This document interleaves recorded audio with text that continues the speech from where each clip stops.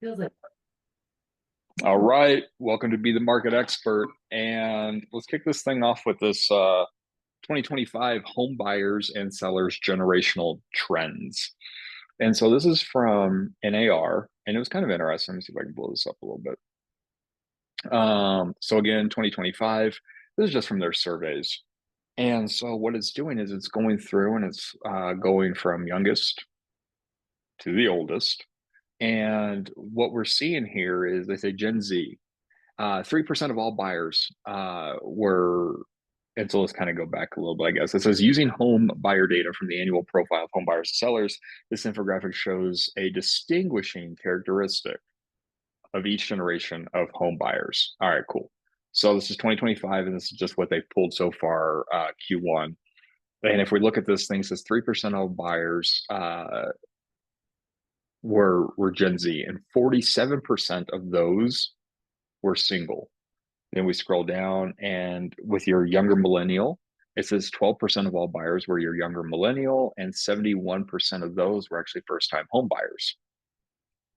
17% of all buyers that were millennials, your older millennials, they said actually 23% of that demographic was non white. Uh oh, it's reloading. Let's see what happens. Gen X, it says 24% of all buyers that were Gen X. It says 21% of those were multi generational. Young boomers, 26%. 16% of them were going into retirement. 51% percent of all the older boomers were actually all cash, which represented 16% of all buyers. And then 4% of the silent generation was your buyer demographic, and 35% of those were your silent generation. I think if we were to look at these numbers, what gets a little bit more interesting, obviously interesting to see like the demographics of the ages purchasing homes.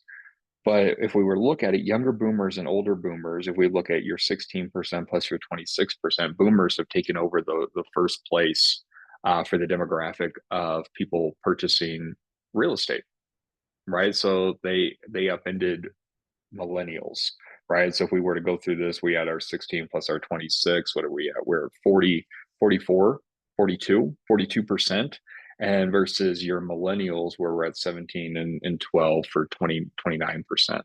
So boomers have taken out the millennials for the first time home buyers again, and kind of just some interesting stats. So if you guys wanted to play with this, I'll throw this in the chat if you guys are wanting to throw this on social media or something, and whatever you may want to do with it. But again, this came from NAR, and this is just from their surveys that they've ran so far. This was a little interesting as we kind of looked through this, and it said the top 10 zip codes where home prices have fallen the most since 2024. And then it says, including a pricey Florida hotspot. So if we're looking at this thing, I was staring at this thing and going over it and over it and over it because when I was looking at it, I'll just show you real quick. It goes like one through 10, and then it starts counting again. And I was like, well, this looks like 20 to me, but it's not 20. What it does is it starts off, they're all 25%. So if you look at this thing, here we go. Let's start off in New Jersey, Spotswood. And it's kind of interesting. Like, as you're looking at this thing, firstly, it's all over the map. It's not just one area. We're talking East Coast, we're talking West Coast, we're talking about Northern, Southern, like it's everywhere. There is not one hot spot of home prices going down. What was also interesting was looking at this, it's all price points. But I thought what the fun part was actually just going through 1 through 10 and actually just seeing what some of these houses look like. So here we go, down 25%, median home price 449. Here we are, 384, 25% down. Carlsbad, 1 point, let's call it 1.2. Well, might as well. Let's call it $1.2 million. They're down 25% year over year. Raleigh, 465, down 25%. 225. That's a big house for 225. I mean, I don't know if these are representative of the actual homes that you get for these price points. It says listed for 699. So okay, there it is. We're not. They're cheating. They're cheating with some of these photos. There's LA 210, not LA, but we're talking about Louisiana, Florida. So we kind of go through nothing big, right? These are all just 25%. And again, like we're all over the place. Here we go, 24%. This one's actually cheaper. They're saying $1 million is the median price point. This home's actually at 950. So kind of interesting. So, and here's New York to round it out. All these were your 25%. They rounded up on this one. But here we go. Let's get out of there and then let's start looking at some bigger ones. Atlanta, Georgia, 48% year over year price decrease. Yikes. And so, oh, go ahead, Karen. I just said yikes. That would be painful if you recently bought a home or had to sell it, right? Absolutely, right. That's the biggest thing. Like when we're looking at this thing and we're having these conversations, being the fiduciary, right? Being that real estate economist of choice.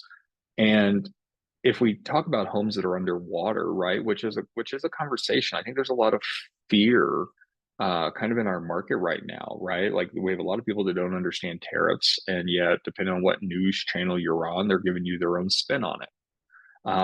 We see all the right with the tariffs. We're going with trade wars. We're seeing interest rates kind of fluctuate up and down depending on what the market's doing, right? And again, because of tariffs.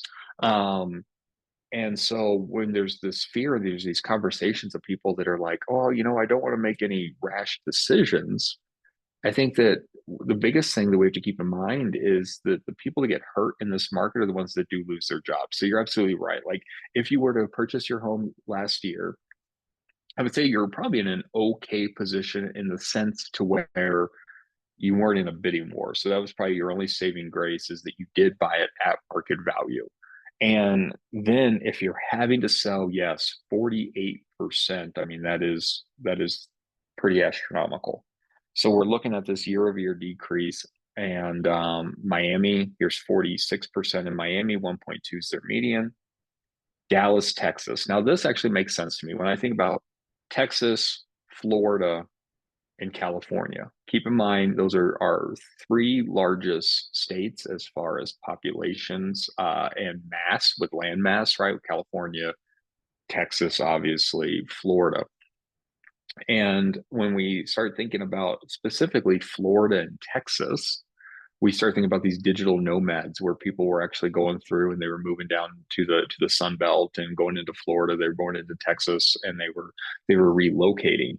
This is one of the things that happened is that it was the gold rush, and these guys were building and they were building and they were building, and then things started to get weird. And so I think we're going to continue to see some weird stuff in Florida and Texas as we keep moving forward. But again, Miami 1.2 down 46%. Dallas, Texas 2.2 down 46% year over year decrease. Edwards, Colorado. They actually threw a picture of this one up. And I like there's a median home price 3.5, photo 5.8. West Hampton Beach 1.8, 40%, guys. And so this is where it also gets interesting. Now we're in like these top markets, but look at the median home price. So when we were playing up at the top, right, we were at this 25% decrease year over year. They kind of played around 465, 225, 210. Let's call it 975, 788. There's $1 million in San Jose. But then when we started going over these bigger decreases, 1.2, 2.2, 1.6, 3.5, 1.8, 2.9. And so again, I think that as we're talking even to Karen's point, like I would say this is our more affluent buyers, right? Like 1.8 million, 2.9. We also don't know if these are secondary homes for them. We don't know if these are homes that have been sitting in their family for generations, especially if I were to look at like Calabasas, right? Calabasas, right? We're talking about movie stars and celebrities. Like that's Calabasas. And so I would say that like these people are probably okay. These people probably are not in a position where they've lost their jobs and they're having to sell. And again, once we get to these bigger price points, like this is where we were actually seeing some of these big year over year decreases. I think what would be an interesting study, we don't have the data to do this, but if we were to look through this, if we were to see what the percentage of listings actually goes up in some of these areas, well, we could probably pull it. But kind of interesting as we look through this. So Colorado, we had one, and it was Edwards, 41%, $3.5 million in a price point that in a market that we're pretty much not really dealing with inside the Denver metro. Let's switch gears over to this because this is taking up so much brain space and so much news right now. And they say Zillow's preemptive strike on private listings. All right, cool. So let's talk about what this is.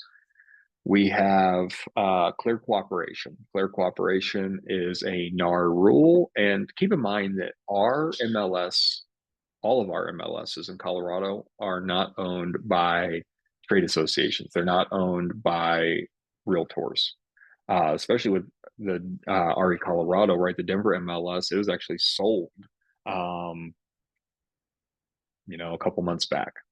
And when we look at this thing, what is happening right now is we've had some huge companies that have come out. They're like, let's get rid of clear cooperation. Our clients deserve the right to be able to market their listings only to our exclusive network. And it's gone big right now, right? To where these guys have been like, hey, you should join our brokerage because we are going to offer exclusive listings only to our clients. They've gone out, and this is Compass, by the way. Like this is what I'm talking about. This is Compass. Compass has gone out and they have bought luxury real estate brokerages, and they are making this big push, right? They're making this huge push that says we are going to remove our listings and do office exclusive with the new clear cooperation rules.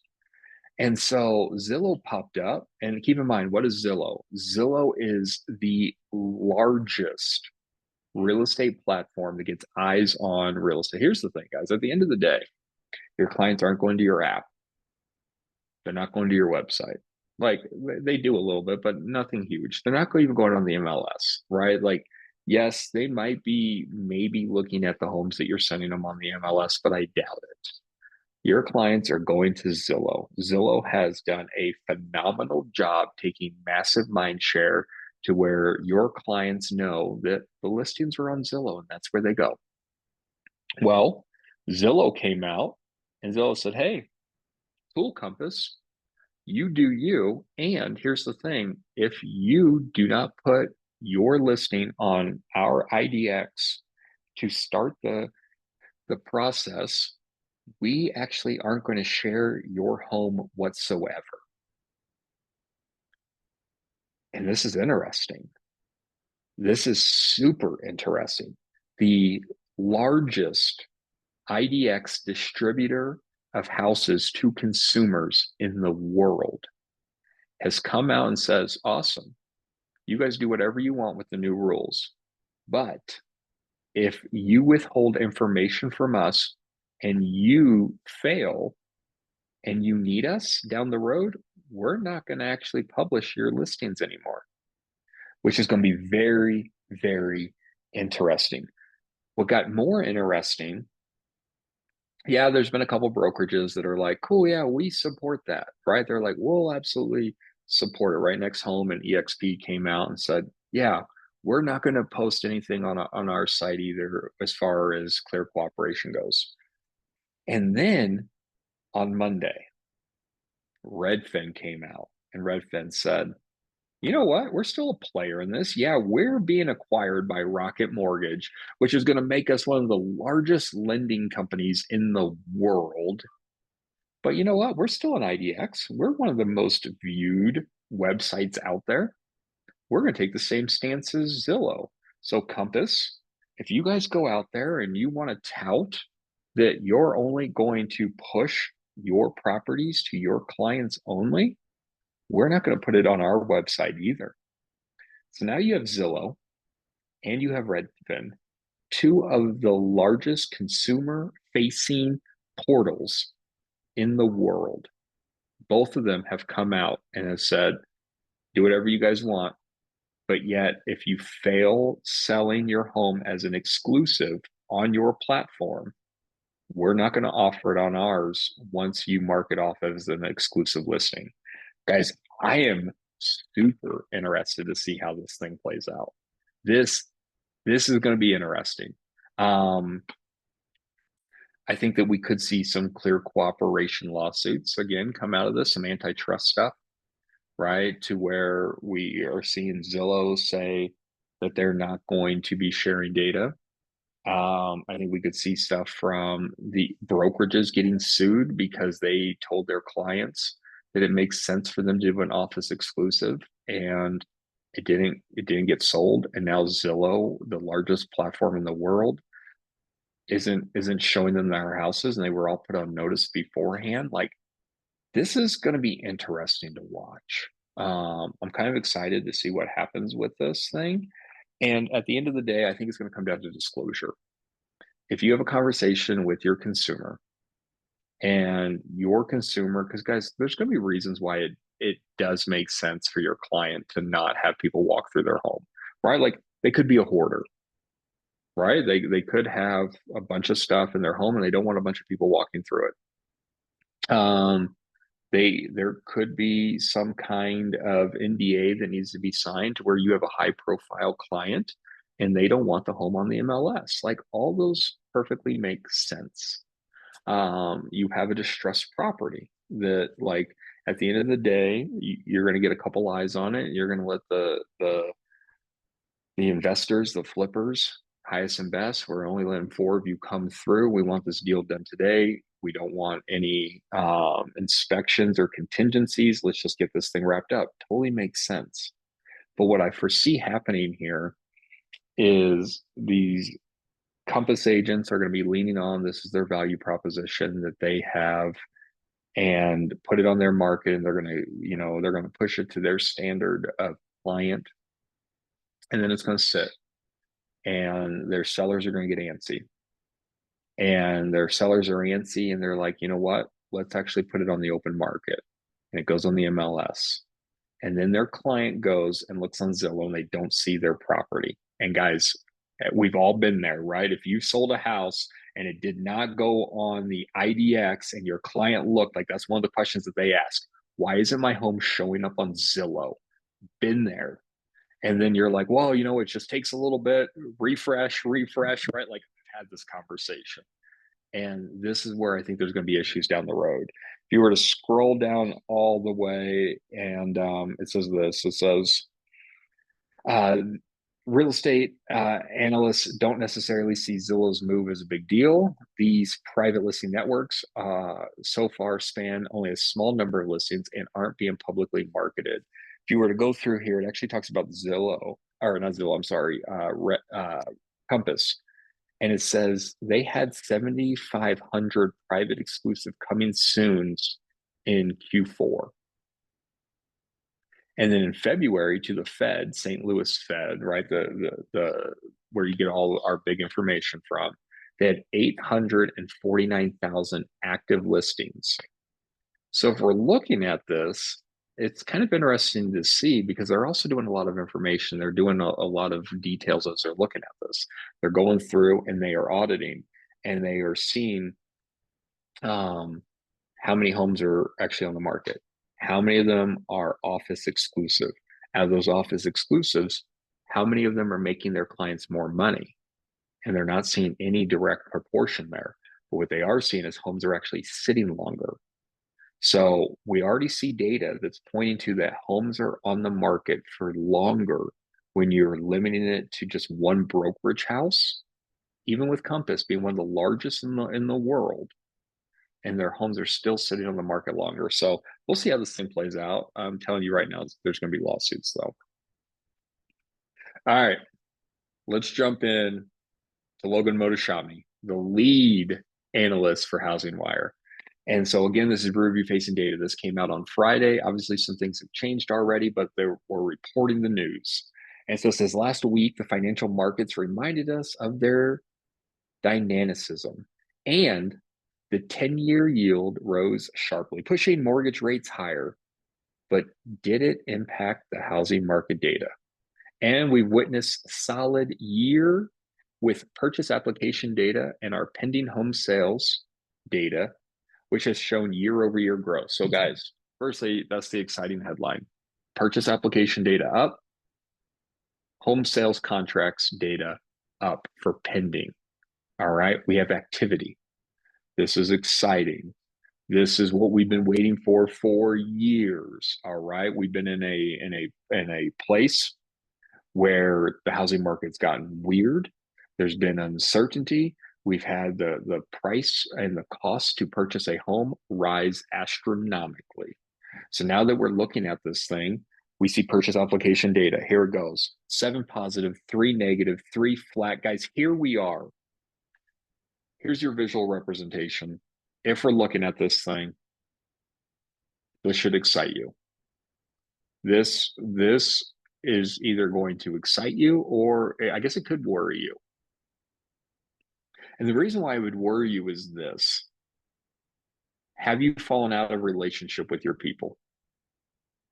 We are coming into the spring explosion, right? We are in a seasonal industry where we get into a part of, right, where we're talking about like the winter of renewal and fall cleanup, where we're looking at our databases, our data banks, and we're going through and we're making sure that we're in relationship with people, right? Because in the winter it gets cold, and we know that people start to hibernate and they wait for the spring market to wake things back up. And during that time period is when we need to deepen the relationships. Fast forward to today. All of those relationships that you have been pouring into for the past few months should be coming to fruition right now. And to show you, right, like here it is, purchase application data. These are your clients that have reached out to a lender and raised their hand and said, hey, I want to know what I qualify for. And my question to all of you guys is obviously the same thing, as this has been the most newsworthy thing in our sector right now. Is anybody in your ecosystem that you have a relationship with talking to a lender and you don't know about it? Because here's the thing, lenders also have relationships. And if it's not your preferred lender, who are they going to refer that client to? Like, that's what we should be asking ourselves right now. We need to be getting back into some serious relationships. If we forgot the fall cleanup and cleaned up our database and the winter of renewal to stay in touch and to pour into those people, we're in the spring explosion right now. People fall asleep as jack-o'-lanterns and they wake up as Easter bunnies, which is Sunday. All right. And so as we're going through and we're looking at this thing, we should be taking massive mind share. I would implore everyone, let's start going out. Let's do some home tours. Let's steal some shots and get them out on the social media. Let's go through, let's start sending some text messages. Let's get on some coffee appointments, even if it's just with your top 10 core advocates, right? The 10 people in your ecosystem, let's reach out to them. And let's just say, hey, you know what? I was actually thinking about you. Want to see what it would look like to go get coffee. There's a new restaurant that opened up. You want to go get some appetizers, whatever that may look like. The weather is nice this week. Let's get back into relationship with people, because guys, this is either exciting news for you right now, or this should be a wake-up call. Let's get back and let's start having some conversations. It's important to note that this situation was quite different last year when mortgage rates began to rise at the start of the year towards 7.5%. Last year, we had weekly purchase application trend with 14 weeks of negative data points. Guys, that's not where we are right now. Look at this thing. Like, this is exciting if we're in relationship with these people. So we go through weekly pending data. Here we are. We're right in the mix. We're not as high as 2022. I do believe that we will cross over at some point. And the reason why we're going to cross over is what we saw here was low interest rates. Remember 2022, interest rates started to rise, and then we actually saw less pendings happening. And so we will see this 2025 line intersect with 2022 and beat it. Just because I don't think anything crazy is going to happen with interest rates. I think they continue to go lower. Um, and obviously no crystal ball. My crystal ball works just as well as anybody else's does. And yet I think that as we're looking at this thing, all signs point to probably lower rates.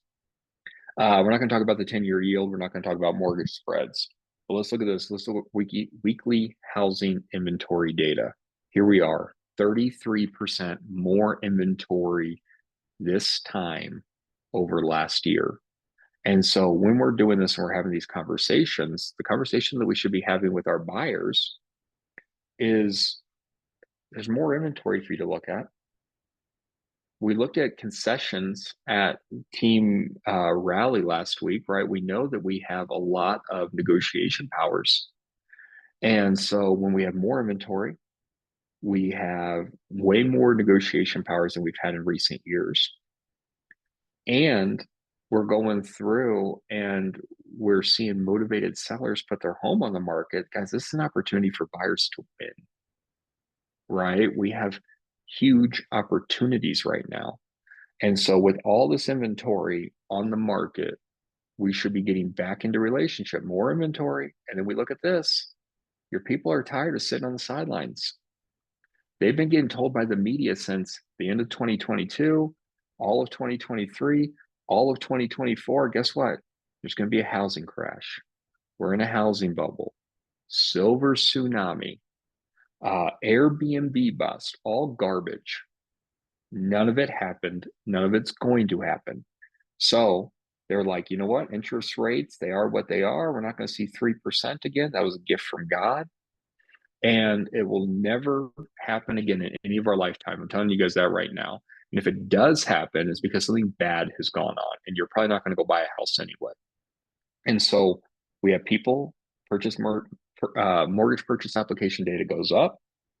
We look at this and we see the highest inventory that we have seen in recent year. The only years with more inventory is 2020 and 2019. And 2019, keep in mind, that's what we consider a normal market, right? 2019 was before all the weirdness of the global pandemic. And so as we look at this thing, there's so much opportunity for your buyers, and they're waking up. And we, as the real estate economists of choice, need to be getting back into relationship with them. So then new listings. Guys, we're actually seeing more homes actually hit the market now. So we just looked at this, and this is just inventory. Yeah, some of this is sitting, some of it's a little bit stagnant, but it's still on the market. But look at this. More homes are actually coming live. So we also see new fresh homes. More new fresh homes are hitting the market right now versus where we were last year. So again, we're seeing motivated sellers. So as a newer agent, or even as an experienced agent, and we're going through and we're looking at interest rates, we're looking at inventory, we're looking at everything that's going on. We have people in our ecosystem that have been waiting. And as the educators that we are, we need to be making sure that we're partnering with our lender partners, figuring out what rates are looking like, where are we getting that information? And we're going through, we're having deep conversation. We understand that we looked at the graphs from Land Title the other day about seller concessions, around $7,000 and more, depending on your price point. What does that do for our consumer as far as purchase power? Because there's plenty of inventory. We go down a little bit further. Here's your price cut percentages. Guys are sitting at 35%, which is higher than where it was last year and the year prior. Again, this is pointing to not a huge shift, but there are motivated sellers, people that are putting their home on the market right now. This isn't 2021. They're not putting their home on the market for a change of scenery. Yes, there is a small cohort of people that are just bored in their home. Yet I would say that they're getting married, their families are getting bigger, they're getting promotions, they are having to be relocated, there's death. there's divorce, they are right sizing, there is motivating factors that are happening. And so we're actually seeing people with more inventory hit the market and more new listings, right? We looked at this, more new listings hitting the market. That what they have to do is they have to get in line with what is happening in their neighborhood. And so we're seeing people lower the prices so that they look more similar to what is happening in their community, because people aren't listing for fun right now. People are listing their home because they actually have something happening in their life. So what it says is the week ahead. So this week, remember, this is Friday information. So this week, it says, just like last week, the excitement continues until the market gains some clarity. The economic data is taking a back seat. So guys, again, the economic data, as we're looking at it, inflation's down. Inflation is no longer the conversation anymore. What we are looking at is unemployment. Unemployment is going to be the biggest driver. But remember, there was a lot of conversations around Doge and unemployment, and like we haven't seen anything like huge really disrupt anything inside of our industry. And keep in mind that when people start losing their jobs, that's when the Fed starts to stimulate the economy and start making the cost of money less expensive. So people go spend more of it. And keep in mind, we are disproportionately affected because we deal in the highest price tag item that most Americans purchase in their lifetimes. But it goes through and it says, and guess what? Even though CPI and PPI inflation figures came down and lower than expected, the impact was nearly non-existent. Guys, this isn't about inflation anymore. Inflation does not matter. The Fed is going to probably hold firm, do the cuts that they said they were going to do, and they're just going to keep easing into lower rates. And again, because of the trade war that we are in with China right now, and with everything else that's happening because of tariffs, when something weird happens in the economy and we start seeing some spikes in the bond markets and the stock markets and everything, that's when interest rates are going to fluctuate. We're going to see some spikes, and we'll look at that here in a second. So this week, it says we got some Fed presidents that are going to share their thoughts.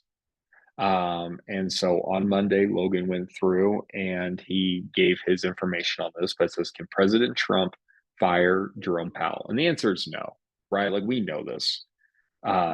Trump cannot fire Powell.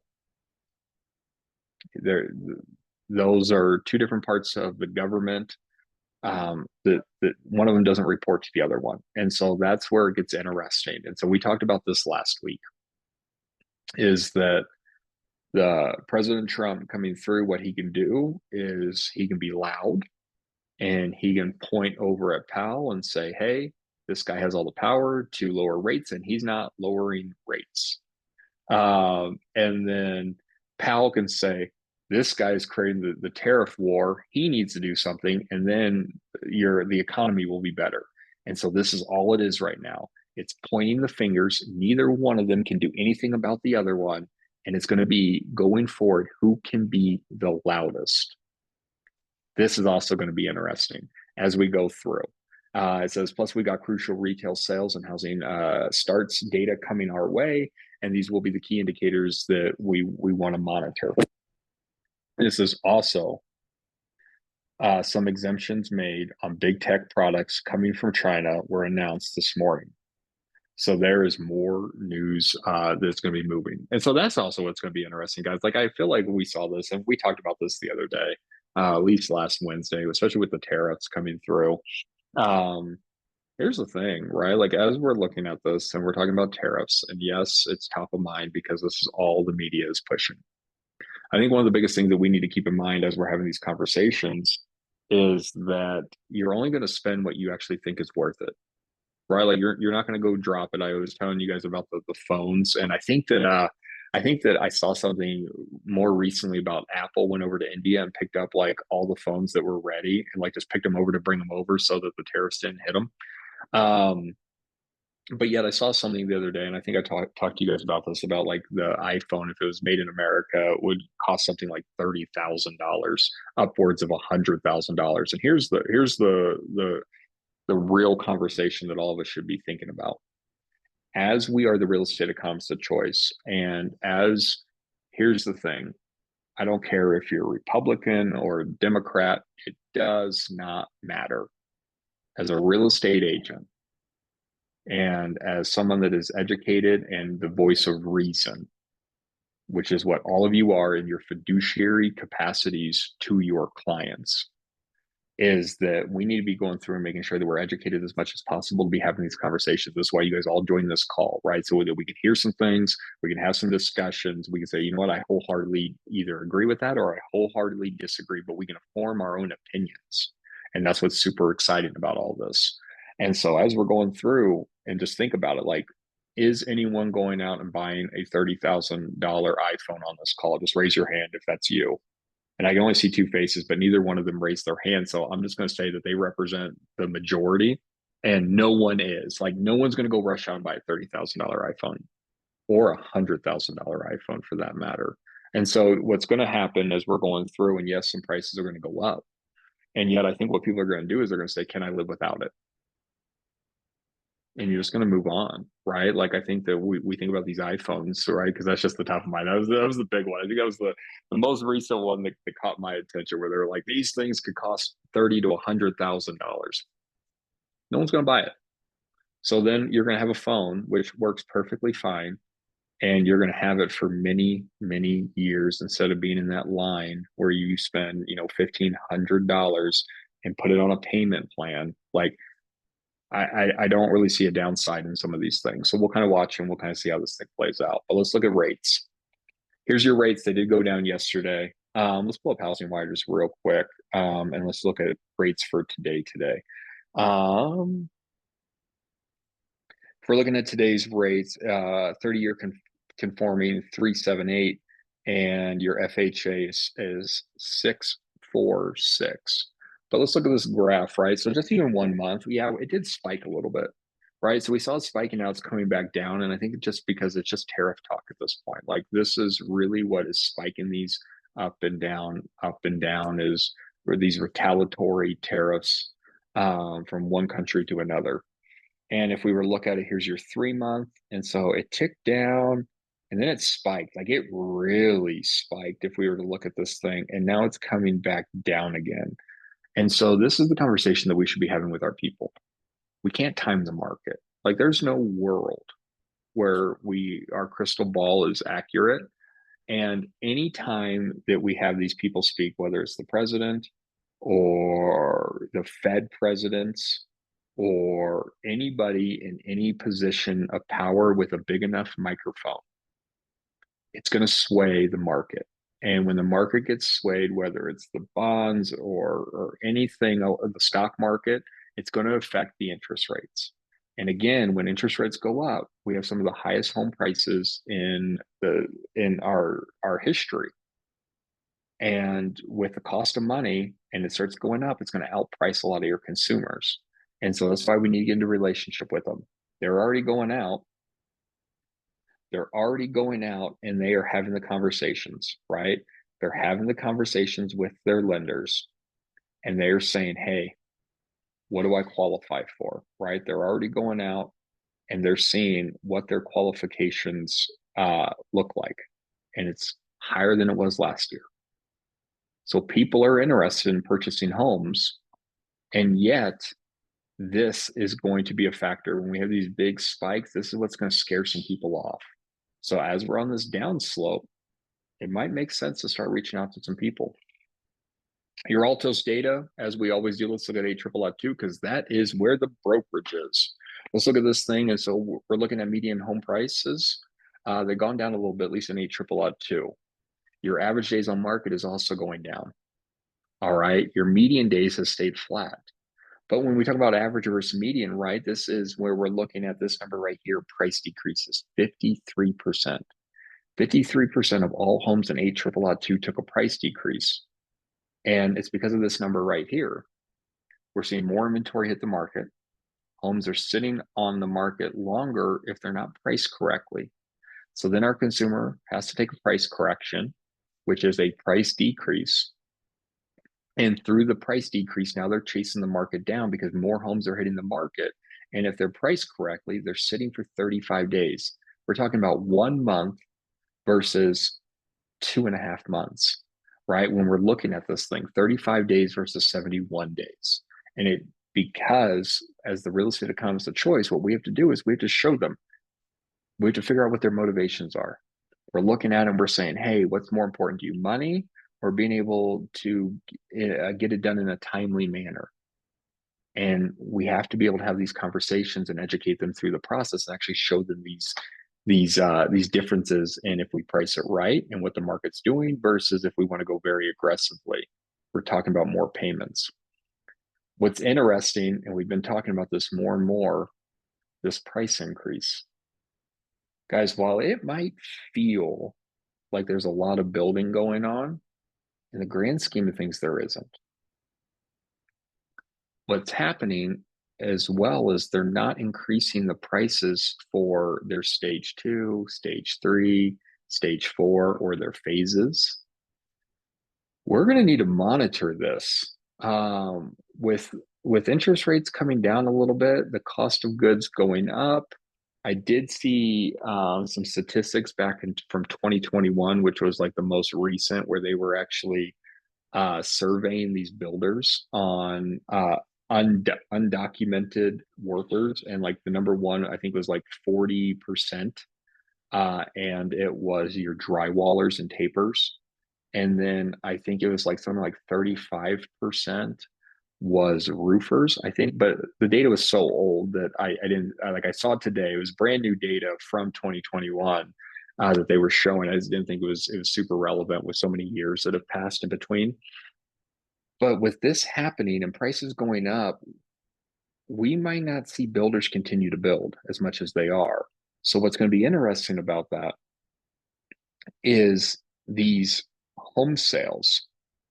When we're looking at this thing and this inventory number, this should be getting some dings to it, right? If new builds are not coming up and they're not producing as much as they were, we should start to see new single family inventory come off the board.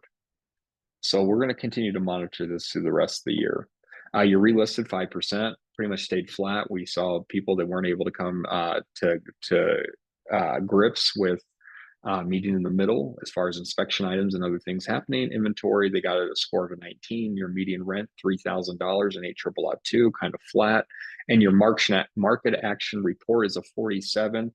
We're still in the seller's market, right? Yes, we're in a seller's market where we have more negotiation powers and ways to pull levers to help our people win, but yet we're still in a seller's market.